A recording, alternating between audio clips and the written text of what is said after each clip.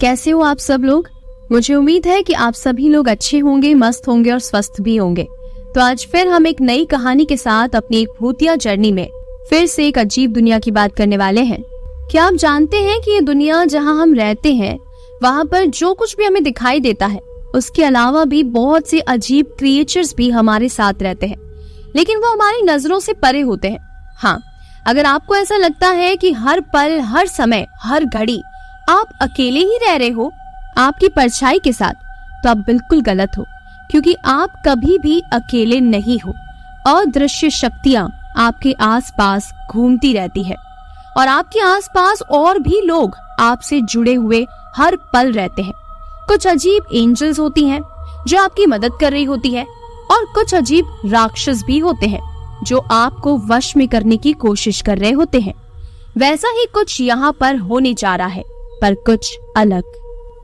नंबरों के बारे में तो आपने बहुत कुछ सुना ही होगा, और जैसा कि आप जानते हैं 369 नंबर के बारे में निकोला टेस्ला ने भी एक अजीब रहस्य छोड़ा था 36 नंबर पर।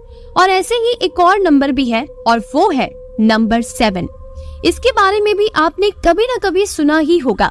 जैसे कहूँ तो 7 अजूबे, 7 फेरे, 7 जन्म, 7 समुद्र, ऐसे ही 7 से जुड़ी भी एक अजीब रहस्यमय दुनिया है। नंबर का कोई अंत नहीं है। ऐसे ही भूतिया दुनिया में भी होता है। अब हमारी कहानी को शुरू करते हैं और इस कहानी में भी एक नंबर 7 से जुड़ी भूतिया घटना है। मेरा नाम डेविड है और मैं आज अपनी बेटी की एक कहानी सुनाने जा रहा हूँ।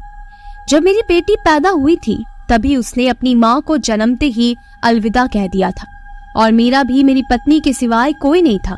पर कहते हैं ना कि मौत जब आती है तो एक एक करके वो सबको ले ही जाती है, और मेरी बेटी के जन्मते ही मेरी पत्नी ने अपना दम तोड़ दिया। इसीलिए मैंने माँ और पिता दोनों बनकर अपनी बेटी का पूरा ध्यान रखा था। मेरी बेटी जब पैदा हुई थी तब 7 तारीख थी और घड़ी में 7:07 हो रहे थे। उसके पैदा होने के ठीक 7 दिन बाद उसके पीठ के ऊपर एक निशान बनना शुरू होने लगा। मैंने उसे ऐसे ही समझकर अनदेखा कर दिया, पर जब मेरी बेटी 7 महीने की हुई तब उसके पीठ के ऊपर एक 7 नंबर का निशान बन गया। अब ये बहुत अजीब था, ये तो सिर्फ बचपन था। धीरे धीरे ऐसे ही बहुत से 7 नंबर से जुड़ी चीजें मेरी बेटी के साथ होने लगी और उसे भी सभी नंबर्स में से सबसे अच्छा 7 नंबर ही लगता था। जब वो 17 साल की हो गई थी तब रोजाना ही उसे 7 नंबर का सपना आना शुरू हो गया था। और वो सपना कब आता था ये बात सुनकर आप थोड़े हैरान हो जाओगे, क्योंकि वो सपना रात को सोने पर नहीं आता था, वो 7 बजे ही आता था।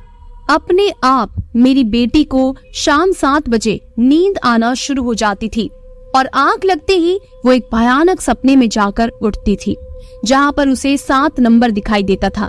वैसे ही वो धीरे धीरे करके अब बीमार होने लगी, पागलों जैसी हरकतें करने लगी। रोजाना 7 बजे बहुत ही ज्यादा अजीब हरकतें वो करती थी, जैसे उसके अंदर कोई आत्मा प्रवेश करती हो और वो अजीब अजीब भारी आवाज में कुछ बड़बड़ाती हो। मैंने बाकी सब चीजों को कोइंसिडेंस समझ लिया था कि मेरी बेटी पागल हो चुकी है या उसे कोई दिमाग की बीमारी हो चुकी है। वो बीमारी उसे बचपन से ही है। इसीलिए मैंने एक बहुत अच्छे साइकेट्रिस्ट को दिखाया। उस साइकेट्रिस्ट ने मेरी बेटी को हिप्नोटाइज किया और उसकी मेंटल हेल्थ को जानने की कोशिश की। वैसे मैं आपको बता देता हूँ कि मेरी बेटी का नाम शनाया है। अब मैं आपको मेरी सारी कन्वर्सेशन बताता हूँ जो मेरी डॉक्टर के साथ हुई थी, और इस कन्वर्सेशन के बाद इतना बड़ा राज खुला जिसे सुनकर मेरे होश उड़ गए। तो आइए साथ मिलकर सुनते हैं। 2 घंटे तक वेटिंग के बाद जब मैं उस साइकेट्रिस्ट डॉक्टर से मिला और मैंने कहा, डॉक्टर साहब आपसे बहुत जरूरी बात करनी है, मेरी बेटी का इलाज कर दो। पता नहीं उसे क्या होता रहता है, रोज 7 बजे उसकी आंखें लाल पड़ने लगती है और वो अजीब अजीब हरकतें करती है, घर की सारी चीजें तोड़ देती है, रोती है, चिल्लाती है, हंसती है और कुछ अजीब भाषा में कहने की कोशिश करती है। ये इतना भयानक स्वरूप हर रोज शाम 7 बजे होते रहता है। ऐसी हरकतें वो हर दिन करती है। इस वजह से मैं रोज शाम को उसे कमरे में बंद कर देता हूँ और कमरे से मुझे बहुत अजीब अजीब आवाजें आती है। मुझे बहुत ज्यादा डर लगता है। आप ही कुछ कीजिए। मुझे लगता है कि मेरी बेटी की मेंटल हेल्थ सही नहीं है। कुछ भी कीजिए और मेरी बेटी को ठीक कर दीजिए। तभी डॉक्टर कहते हैं, अरे आप टेंशन क्यों ले रहे हो? मैं हूं ना। पहले मुझे चेक तो करने दीजिए कि आपकी बेटी किस हाल में है और क्या सच में उसे कोई मेंटल इश्यू है भी या नहीं। आप थोड़ी शांति रखिए। फिर मैंने कहा, ठीक है डॉक्टर। डॉक्टर ने मुझे और शनाया को एक रूम में बुलाया। वहां पर शनाया को उन्होंने बिठा दिया और डॉक्टर उसे हिप्नोटाइज करने की कोशिश कर रहा था। डॉक्टर के हिप्नोटाइज करने पर शनाया भी धीरे धीरे नींद के नशे में जा रही थी और एक अलग ही दुनिया में प्रवेश कर रही थी। अब हम जानेंगे कि शनाया हिप्नोटाइज होने के बाद क्या कह रही थी और कौन सा राज खोल रही थी। शनाया कहती है, मुझे 7 लोगों ने मार दिया, 7 बार चाकू मारा, मुझे 7 नंबर के रूम में लेकर गए थे, मुझे बचा लो। नहीं, मैंने ये सब क्यों किया? अब क्या होगा? और ऐसा कहकर शनाया रोने लगी। मुझे मेरी बेटी का इस तरीके का बिहेवियर देखा ही नहीं जा रहा था, इसलिए मैंने डॉक्टर से कह दिया, बस रुक जाओ, मुझे अपनी बेटी को इस तरह परेशान नहीं देखना है। आप जो कुछ भी कर रहे हैं ये सब बंद कर दीजिए, उसे वापस यहाँ लेकर आइए प्लीज। तभी डॉक्टर ने कहा, देखिए आपकी बेटी को ये सारी चीजें फिर से परेशान करने लगेगी। मुझे प्लीज जानने दीजिए कि आखिर शनाया के दिमाग में चल क्या रहा है और वो क्या सोच रही है, क्योंकि शनाया इस बार कुछ ऐसा बोल रही है जो आपने कभी कल्पना भी नहीं की होगी। डॉक्टर फिर शनाया को कहने लगे, हाँ तुम्हें आगे क्या नजर आ रहा है बेटा? थोड़ी देर बाद शनाया तुर्किश भाषा में बोलने लगी, जो मुझे कुछ भी समझ नहीं आ रहा था। सब मेरे ऊपर से जा रहा था, पर हाँ डॉक्टर उस भाषा को बहुत ही अच्छे से समझ पा रहे थे। और फिर शनाया ने डॉक्टर से कुछ अजीब भाषा में ही कहा और 10 मिनट बाद डॉक्टर शनाया को होश में लेकर आ गए। फिर शनाया को शांत करके एक रिसेप्शनिस्ट के पास बिठा दिया और मुझे सारी बातें कहने लगे और उन्होंने बताया कि आखिर शनाया का दिमाग क्यों ऐसे काम कर रहा है और इसके पीछे की कहानी क्या है। अब आप लोग भी दिल थाम के बैठिए, क्योंकि इस बार अब सब कुछ पता चलने वाला है। डॉक्टर कहता है, देखिए शनाया दिमाग से बीमार नहीं है, पर उसे बीमार करने की कोई कोशिश कर रहा है। मैंने पूछा, कौन डॉक्टर? कौन ये सब कुछ कर रहा है? तभी डॉक्टर ने कहा, देखिए शनाया जो कुछ भी बोल रही है वो अपने पास्ट के बारे में बता रही है और ये 7 नंबर उसके पास्ट से जुड़ा हुआ नंबर है। शनाया बचपन से ही अपने पास्ट में जी रही है। और अब मैं आपको बताता हूँ कि शनाया अपने पास्ट में एक तुर्किश फैमिली से बिलोंग करती थी और उसका नाम एमा था। एमा एक हॉस्टल में पढ़ती थी। वहां पर कुछ लोग एमा को परेशान किया करते थे। वो 7 लोग कौन थे? एमा कौन थी? वो और कोई नहीं, आपकी बेटी शनाया है। ठीक है, अब ध्यान से सुनिए। एमा उस हॉस्टल के लोगों से परेशान हो गई थी, इसीलिए वो एक दिन किसी अजीब से आदमी पर भरोसा करके उसके साथ तंत्र विद्या करने लगी और उन 7 लोगों के ऊपर वो जादू टोना करवाकर उन्हें मरवाना चाहती थी। पर हुआ ये कि ये साधना उसकी उल्टी पड़ गई और उसने एक अजीब से भयानक शैतानी आत्मा को बुला लिया और उस आत्मा ने ही उन 7 लोगों से एमा को ही मरवा दिया। मतलब एमा को 7 नंबर के रूम में बुलाया और 7 लोगों ने 7 बार चाकू मारकर एमा को मार डाला। और ये सब करने वाला कोई 7 नंबर की डेविल आत्मा थी और इस जन्म में भी वो डेविल की आत्मा एमा का पीछा कर रही है। इससे पीछा छुड़वाना बहुत ही ज्यादा मुश्किल है, क्योंकि वो कोई ऐसा वैसा राक्षस नहीं है, वो बहुत ही ज्यादा खतरनाक राक्षस है। और जिस 7 नंबर से वो एमा का पीछा कर रहा है और उसे किसी दूसरे दुनिया में ले जाना चाहता है, यानी वो आपकी बेटी शनाया को अपने साथ ले जाना चाहता है।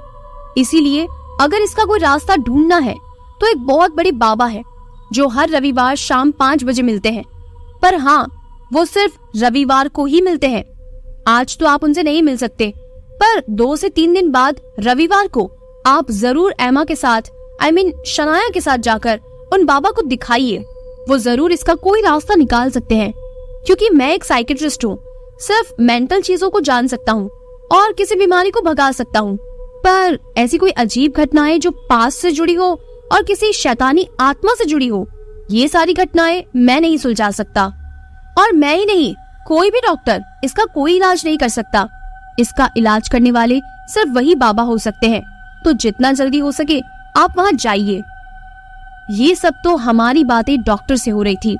तो जैसा कि आपने जान लिया होगा कि मेरी बेटी शनाया के साथ जो कुछ भी हो रहा है वो एक शैतानी आत्मा कर रही है जो 7 नंबर से जुड़ी हुई है। शनाया ने पिछले जन्म में कोई तंत्र विद्या करके उसे अपने पास बुलाया था और अब वो उसे दूसरी दुनिया में ले जाना चाहता है। तो चलिए अब हम सब देखते हैं कि क्या शनाया उन बाबा के द्वारा बच पाती है या नहीं।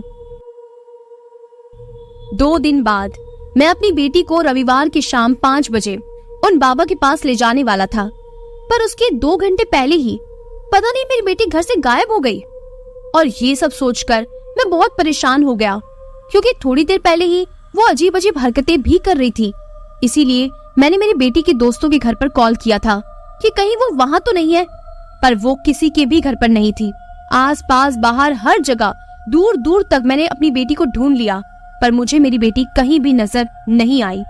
और जब मैं घर वापस आया तो अचानक से मेरे घर का मेन गेट बंद हो गया और घर के सारे दरवाजे खिड़कियां बंद हो गए और मैं एक अंदर वाले रूम में लॉक हो गया। अब मैं उस रूम में लगभग 2 दिन तक लॉक था। आसपास वालों को भी कुछ पता नहीं चला कि मैं 2 दिन से कहाँ था। फिर अचानक से मेरा दरवाजा खुद ब खुद खुल गया। 2 दिन बाद लॉक तो खुल गया, पर अभी भी मेरी बेटी घर पर नहीं थी। आसपास के लोगों से फिर मैंने पूछा, क्या मेरी बेटी शनाया यहाँ पर आई थी? आपने उसे देखा है? पर किसी को भी मेरी बेटी के बारे में कुछ भी पता नहीं था। और ऐसे ही 2 दिन बीत गए, पर मेरी बेटी मुझे कहीं नहीं मिली। मैं बहुत ज्यादा परेशान हो गया था और फिर मैं उन बाबा के पास जाना ही भूल गया। घबराहट में मैं पुलिस स्टेशन गया। मैंने पुलिस स्टेशन में कंप्लेन लिखवाई। पुलिस वाले भी अब मेरी बेटी को ढूंढने में ही लगे थे, पर किसी को भी कुछ भी समझ नहीं आ रहा था। फिर 4 से 5 दिन बाद पुलिस वालों ने मुझे पुलिस स्टेशन बुलाया। वहाँ पर मुझे कंप्यूटर में एक होटल का सीसीटीवी कैमरा दिखाया जो मेरे घर से 10 किलोमीटर दूर था। उस सीसीटीवी कैमरे में मैंने ये देखा कि मेरी बेटी 10 किलोमीटर दूर एक खंडर जैसे होटल में गई थी। वहाँ पर वो एक लिफ्ट में गई थी और उस लिफ्ट में वो 3rd फ्लोर को क्लिक कर रही थी। ऐसा सब सीसीटीवी कैमरे में दिख रहा था। उसके बाद जब वो 3rd फ्लोर को क्लिक कर रही थी तो अपने आप ही वो 7th फ्लोर क्लिक हो गया और फिर वो लिफ्ट धीरे धीरे करके 1st floor, 2nd floor, 4th floor, 6th floor और 7th फ्लोर पर पहुंची। और सीसीटीवी कैमरे में बस इतना ही दिख पाया कि 7th फ्लोर पर पहुंचते ही शनाया अजीब सी हरकतें करने लगी और लिफ्ट खुलने के बाद वो बाहर निकली। फिर उसके बाद क्या हुआ वो आज तक नहीं पता और मेरी बेटी हमेशा के लिए गायब हो गई। जब हम लोग होटल में गए, उसे होटल में लिफ्ट में चेक करने लगे तो वहां पर पता चला कि उस होटल में तो सिर्फ 5 ही फ्लोर थे, पर सीसीटीवी कैमरे में साफ साफ 7th फ्लोर भी दिख रहा था। अब ये बात बहुत ज्यादा अजीब थी कि ये सब कैसे हो सकता है। मैं अपनी बेटी के साथ हुए इस किस्से को कभी नहीं भुला पाया।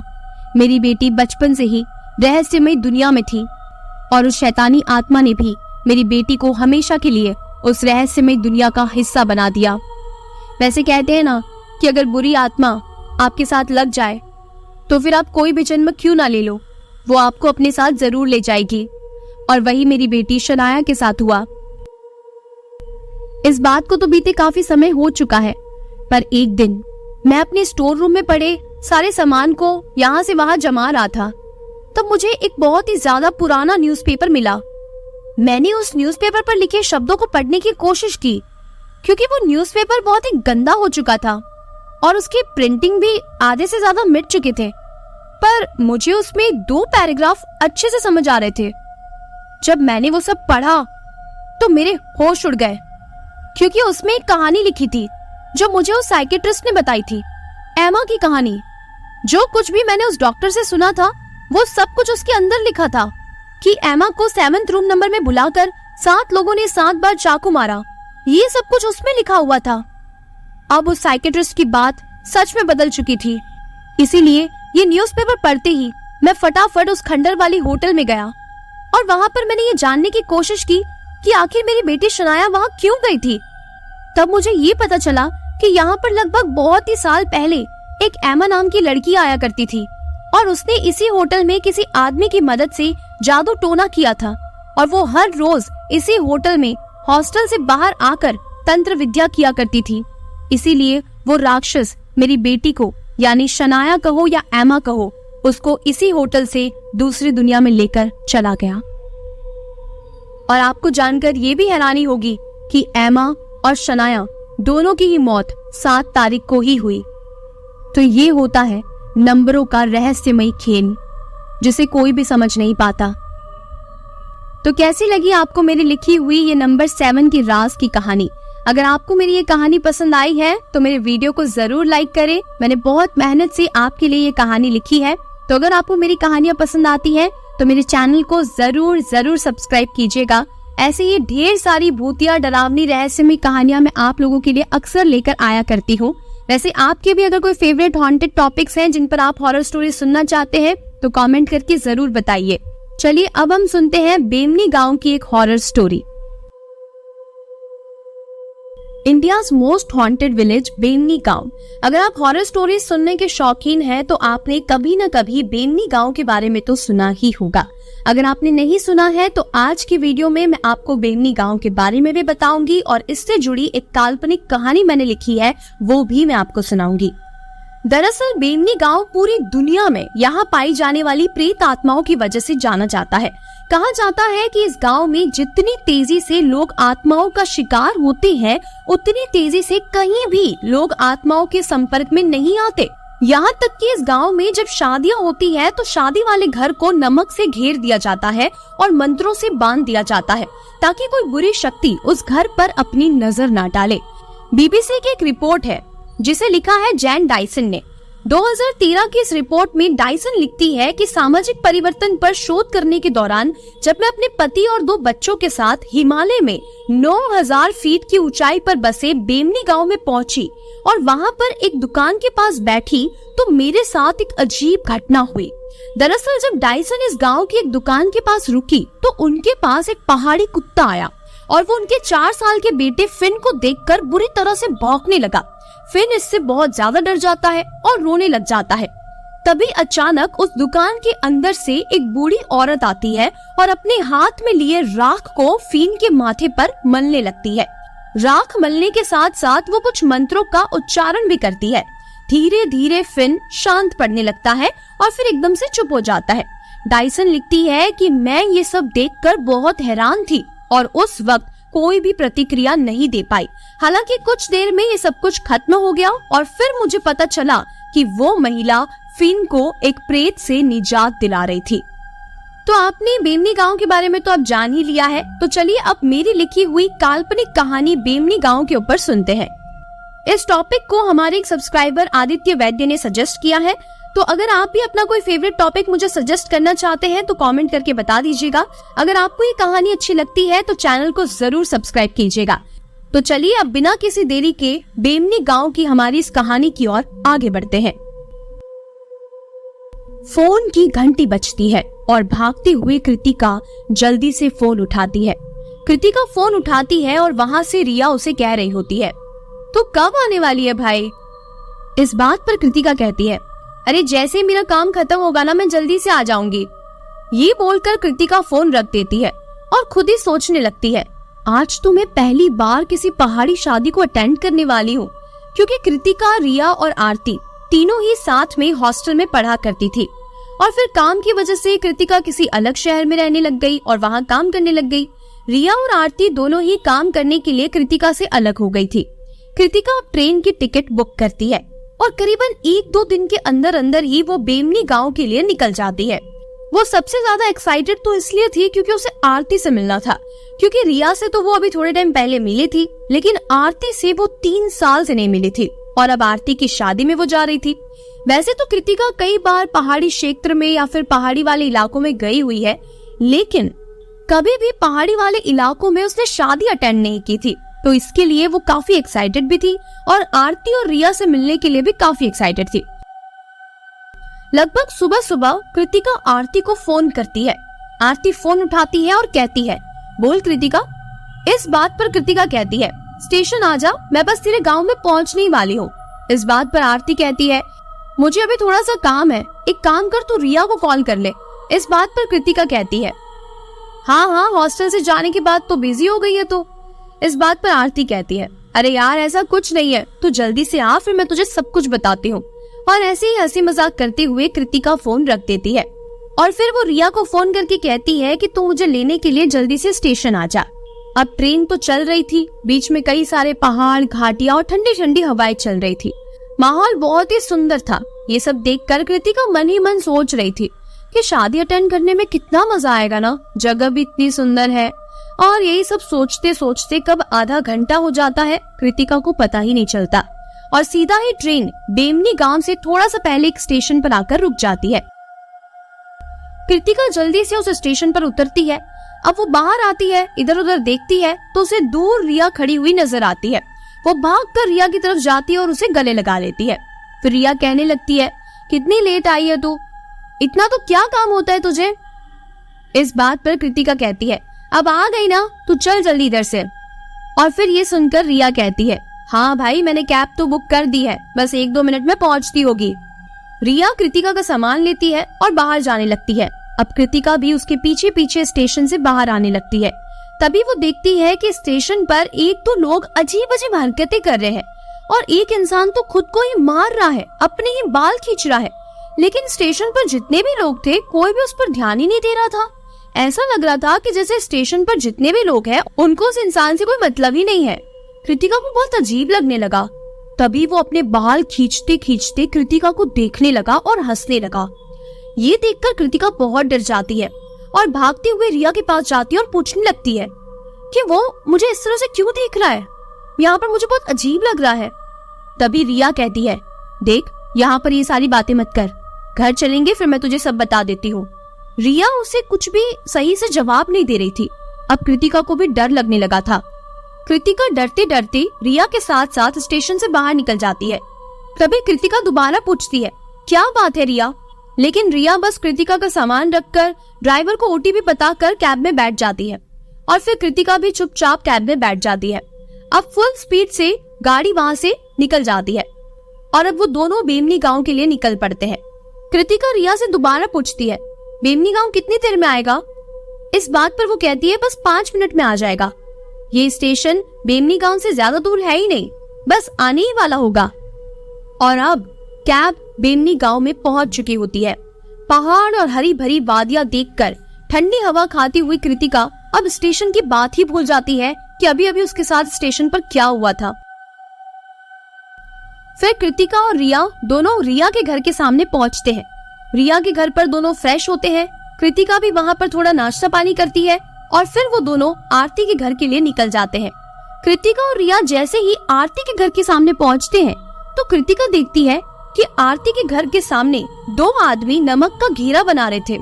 ये सब देखकर कृतिका रिया से पूछती है, ये आरती के घर पर नमक का घेरा क्यों बना रहे हैं। इस बात पर रिया कहती है, देख कृतिका, इस गांव में जितनी भी शादियां होती हैं, उनके घर के सामने नमक का घेरा बना दिया जाता है। ये सुनकर कृतिका शॉक हो जाती है और पूछती है, लेकिन क्यों। इस बात पर रिया कहती है, जब हम शांति से बैठेंगे ना तब मैं तुझे सारी बात बता दूंगी, अब तू बस जल्दी से आरती के घर पर चल। और इतना कहकर रिया आरती के घर के अंदर चली जाती है। अब कृतिका भी उसके पीछे पीछे आरती के घर के अंदर जा रही होती है। तभी उसका पैर नमक के घेरे के ऊपर पड़ जाता है और बीच में से नमक का घेरा थोड़ा सा खराब हो जाता है। ये देखकर रिया कृतिका से कहती है, क्या कर रही है तू। और उसके बाद बाजू में एक थैली में बहुत सारा नमक पड़ा हुआ था। रिया वहां से नमक उठाती है और जहां से भी वो नमक बिखर गया था वहां पर वो नमक दोबारा लगा देती है। फिर रिया और कृतिका दोनों आरती के घर के अंदर चले जाते हैं। कृतिका को कुछ भी समझ नहीं आ रहा था कि आखिर ये सब हो क्या रहा है। आरती कृतिका को देखकर गले से लगा लेती है। कृतिका, रिया और आरती अब बातें करने लगते हैं और ऐसे ही देखते देखते उन्हें 2 दिन बीत जाते हैं और अब वो दिन आ चुका था जिस दिन आरती की शादी थी। शादी के सुबह सुबह ही कृतिका ऐसे ही आरती के घर के बाहर कुर्सी लगाकर बैठी होती है। तभी वो देखती है कि दूर एक लड़की जोर जोर से चिल्ला रही है और अजीब अजीब भाषा में कुछ बोल रही है। लेकिन कृतिका के साथ जो स्टेशन पर हुआ था वही इस गांव में भी हो रहा था कि बेमनी गांव के एक भी लोग इस बात पर ध्यान ही नहीं दे रहे थे कि वो औरत क्या कर रही है। अब तो कृतिका को उसके मन में बहुत ज्यादा अजीब लगने लगा कि ये सब हो क्या रहा है, इस गांव पर कोई किसी पर ध्यान क्यों नहीं देता, ये लोग इतनी अजीब हरकतें क्यों कर रहे हैं। ये सोचते सोचते कृतिका हिम्मत करते करते उस औरत के पास जाने लगती है। तभी दूर से एक आदमी कुछ मंत्र पढ़ता है और थोड़ा सा पानी लेकर उस औरत के ऊपर डाल देता है और तभी वो औरत बेहोश हो जाती है। फिर 2-3 लोग उस औरत को उठाकर वहाँ से चले जाते हैं। कृतिका को अब कुछ भी समझ नहीं आ रहा था। अब वो सीधा आरती के कमरे में जाती है। वहाँ पर रिया भी बैठी थी। अब वो रिया और आरती दोनों से एक साथ पूछती है, अब तुम दोनों मुझे बता ही दो, आखिर इस बेमनी गांव में हो क्या रहा है। अभी अभी मैंने एक औरत को अजीब हरकतें करते हुए देखा, लेकिन इस गांव में तो कोई उस पर ध्यान ही नहीं दे रहा। आरती, तुम्हारी शादी के लिए तुम्हारे घर के बाहर नमक का घेरा क्यों बना रहे हैं। इस बात पर आरती कहती है, ठीक है बताती हूँ, तो यहाँ पर शांति से बैठ जा। और फिर वो कृतिका को बेड पर बिठा देती है। फिर आरती कहती है, रिया तू ही इसे सब कुछ बता दे। फिर रिया कृतिका से कहने लगती है, दरअसल बात ये है कि 150 साल पहले यहाँ पर एक श्राप लगा था। इस श्राप की वजह से यह अक्सर किसी के अंदर भी आत्मा आ जाती है और इस गांव के लोग इस पर इतनी ज्यादा ध्यान नहीं देते और आजकल तो हम भी इस पर इतना ज्यादा ध्यान नहीं देते। पहले तो हम भी इस बातों से बहुत ज्यादा डर चुके थे, लेकिन अब इस बात पर ध्यान देना हम सबने बंद कर दिया है। यहाँ चलते फिरते किसी भी आदमी के अंदर आत्मा आ जाती है और उसको हटाने के लिए बस कुछ मंत्र पढ़ने होते हैं। लोग और कई तांत्रिक थोड़ी बहुत पूजा पाठ करते हैं और फिर वो आत्मा चली जाती है। इस गांव में ये सारी चीजें कॉमन है, इसीलिए तो तूने सुना होगा कि बेमनी गांव इंडिया का सबसे हॉन्टेड गांव है। और शादी में इसीलिए नमक का घेरा बनाते हैं, क्योंकि जब शादी वाले घर नमक का घेरा बना होता है तो फिर वहाँ पर भूत नहीं आते। क्योंकि दरअसल शादियों के टाइम पर ये चीज बहुत ही कॉमन होती है, किसी के अंदर भी आत्मा आ जाती है। लेकिन जब नमक का घेरा जिस घर में शादी हो रही होती है उस घर के बाहर बना दिया जाए तो भूतों के आने के चांसेस बहुत ही ज्यादा कम हो जाते हैं। अब ये सब सुनकर कृतिका सब कुछ समझ चुकी थी। अब रात हो गई थी और आरती अपनी शादी के लिए बिल्कुल तैयार थी। आरती मंडप में बैठ चुकी होती है। रिया और कृतिका एकदम खुश खुश उसके आसपास ही खड़े होते हैं। फिर पुजारी मंत्र पढ़ना चालू करता है और आरती की शादी शुरू हो जाती है। अचानक से मंत्र पढ़ते पढ़ते ही आरती पुजारी का हाथ पकड़ लेती है और पुजारी का हाथ हवन कुंड की आग के अंदर डालने लगती है। ये देखकर पुजारी बहुत जोर से चिल्लाता है।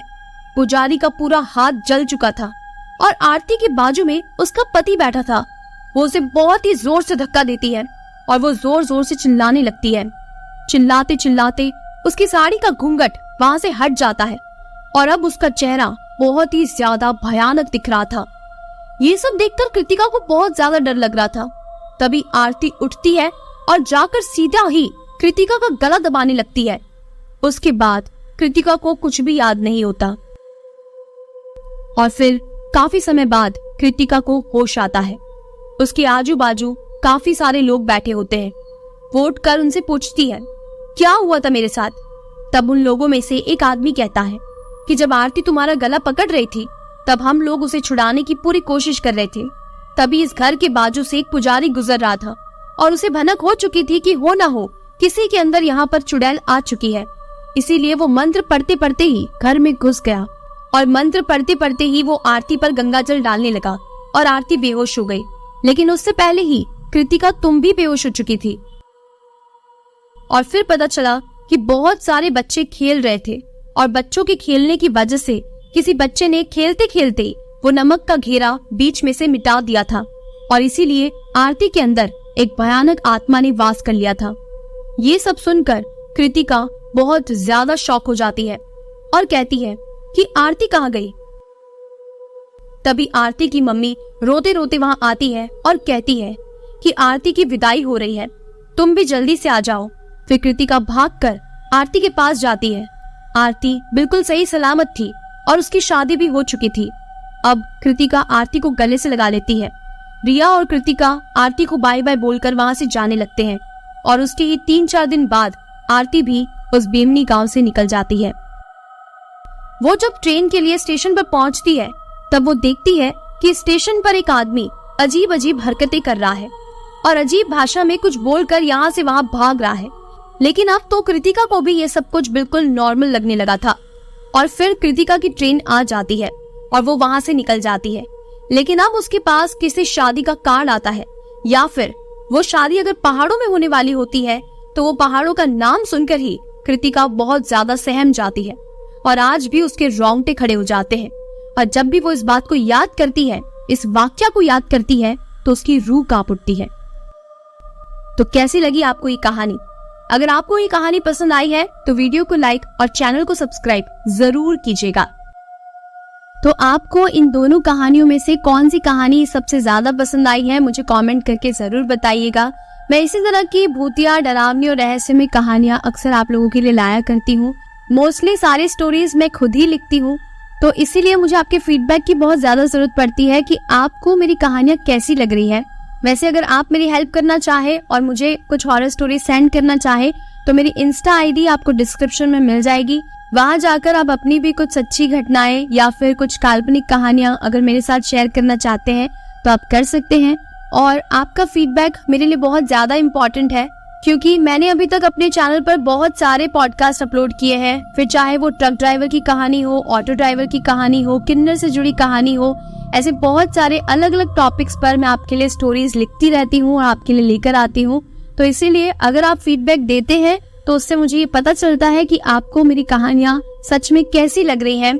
अगर आप चाहते हैं कि मेरे वीडियोस में मुझे कुछ इम्प्रूवमेंट लाना चाहिए तो आप वो भी बेझिझक मुझे कमेंट करके बता सकते हैं, तो मैं उसे इम्प्रूव करने की पूरी कोशिश करूंगी और बेहतर से बेहतर वीडियोस, पॉडकास्ट आपके लिए बनाने की कोशिश करूंगी।